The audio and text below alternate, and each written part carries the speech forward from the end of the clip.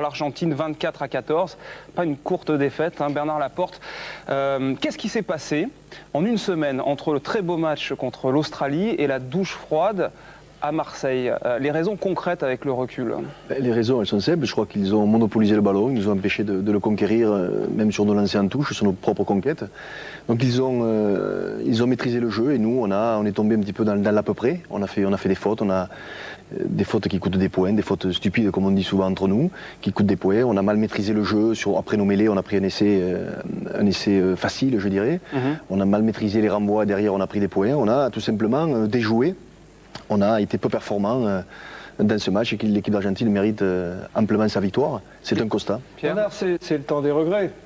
Regret d'avoir choisi de faire commencer le match à Brusque, par exemple, qui avait les genoux en compote? Oui, quand on perd, on peut dire effectivement regret d'avoir mis Nicolas, qui peut-être n'était pas à 100%, mais bon, c'est toujours après qu'on peut faire ce genre de constat, mais je ne vais pas dire le contraire. Regret de ne pas avoir choisi de jouer avec le vent en première mi-temps? Non, je pense qu'on part toujours dans cette optique. Quand il y a du vent et quand il y a beaucoup de vent comme hier, on choisit en principe de jouer contre le vent. Mais là, ça ne nous a pas souri. Alors c'est un accident ou alors il y a des joueurs qui ont fait la preuve qu'ils n'étaient pas au niveau où vous voudriez mettre l'équipe de France dans la perspective de la Coupe du Monde? Non, mais il ne faut pas jeter aux orties ce que nous avons adulé une semaine avant. Je crois que ce match nous fait toucher du doigt simplement que nous avons des manques. Ça, c'est une évidence, on en parlera entre nous. Mais qu'à travers la demi-finale de la Coupe du Monde et ce match-là, on peut s'apercevoir des manques qui sont criards. Mais encore une fois, on en discutera entre nous.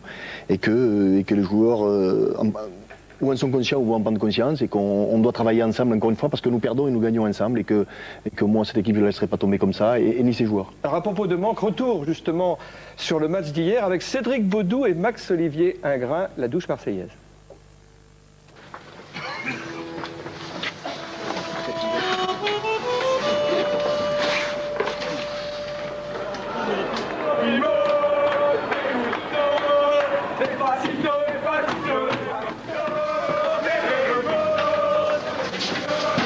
Les joueurs de l'équipe de France ne sont pas prêts d'oublier l'écho de ces chants argentins dans le vestiaire du stade Vélodrome. Je sais pas. Sincèrement, je pensais qu'on était un peu à l'abri de ça, mais bon, malheureusement, on est un petit peu tombé, on est passé à côté, quoi. Les Pumas argentins viennent de battre la France pour la 4e fois d'affilée. Une série de victoires qui ne doit rien au hasard. Aujourd'hui, on est tombé contre une équipe qui simplement a été meilleure que nous. Qui a été meilleure que nous sur ses phases de ruck, qui a été meilleure que nous sur les ballons portés, qui a été meilleure que nous en conquête. À partir de là, c'est difficile de gagner un match. Avant le début de ce match, les Français savent pourtant déjà que cette rencontre face aux Pumas est un piège.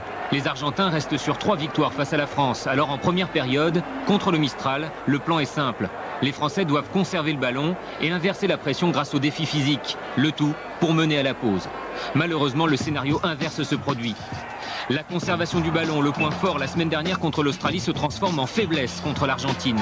Au total, 13 en avant ou ballon rendu aux Pumas, beaucoup trop pour s'imposer. Le défi physique ensuite.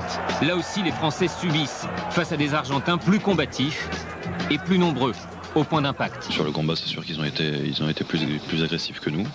Et on n'a pas réussi à mettre les billes dans notre camp. Donc on a subi, on a eu énormément de difficultés à lancer notre jeu correctement.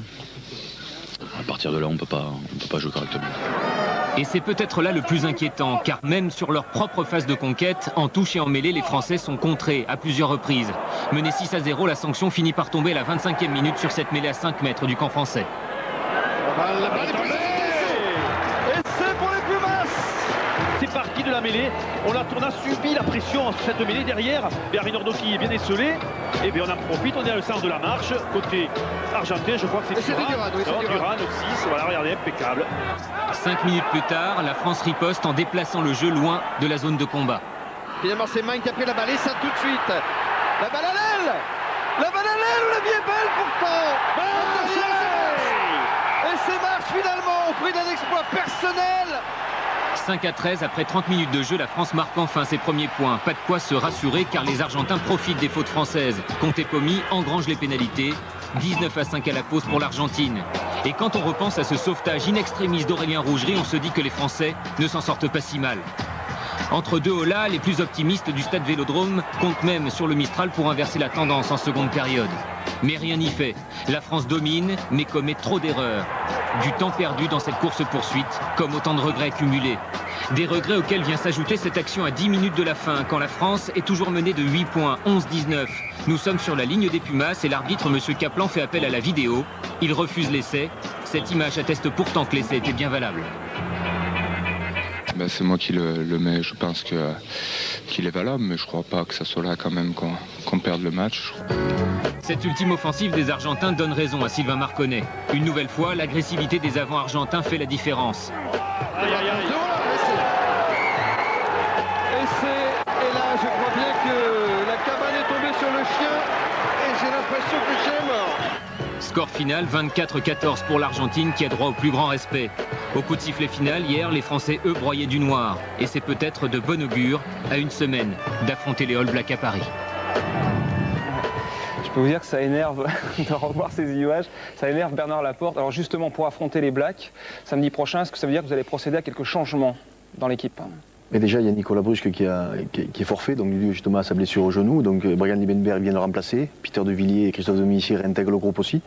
Donc on verra, on va en discuter avec tout le staff mardi matin, même si on en a déjà parlé. Mais effectivement, je crois que quand une équipe perd, il faut s'attendre toujours à des changements. Mais encore une fois, c'est pas pour punir, mais c'est tout simplement pour entretenir une certaine concurrence qui doit être mise en place.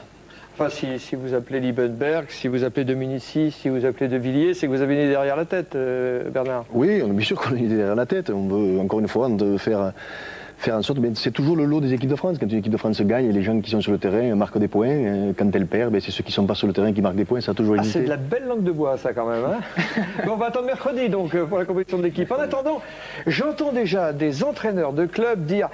Oh, regardez, on a laissé les internationaux 15 jours à Bernard Laporte et c'est pour prendre une rouste face à une équipe d'Argentine dont les joueurs étaient réunis depuis 5 jours. Qu'est-ce que vous allez répondre alors quand on va vous dire ça? Non, d'abord personne ne va dire ça. Je ne vois pas qui c'est qui pourrait dire ça. Simplement dire que l'équipe d'Argentine mérite encore une fois le plus grand des respects parce que je crois que quand on regarde le résultat sur des matchs importants, n'oublions pas qu'en match d'ouverture contre l'équipe d'Australie, en Australie, ils ont failli gagner le match. Ils perdent 2 points contre l'Irlande en match de barrage pour se qualifier pour les quarts de finale et qu'ils nous battent à nous depuis 4 fois. Donc je crois que c'est une équipe qui... Et ce sera selon toute vraisemblance, juste une information, le match d'ouverture de la prochaine Coupe du Monde 2007. Voilà, au moins, vous avez préparé l'affiche. Mais Pierre, je crois que vous ne connaissez pas tous. Les Argentins étaient quand même en stage à Marcoussis il y a 1 mois de cela. Il y a 3 jours. Pas tout de suite. Mon par exemple, du côté de Toulouse, on n'est pas trop content de perdre ces internationaux. Mais je comprends aussi, j'étais entraîneur de club, j'ai eu Guy ce matin au téléphone et je le comprends, bien sûr, je le comprends tout à fait qu'ils ne soient pas contents de parler internationaux, mais c'est pas moi qui fais les calendriers, c'était pas facile cette année, je crois que c'est une année, on l'a dit, une année transitoire, c'est vrai que ça fausse beaucoup de choses, mais c'est une année transitoire, c'est pour le bien du rugby français à terme, mais qu'encore une fois, je ne me fais pas de soucis pour les grandes écuries, je crois qu'à la fin des matchs de poule, on retrouvera les 4 grands devant.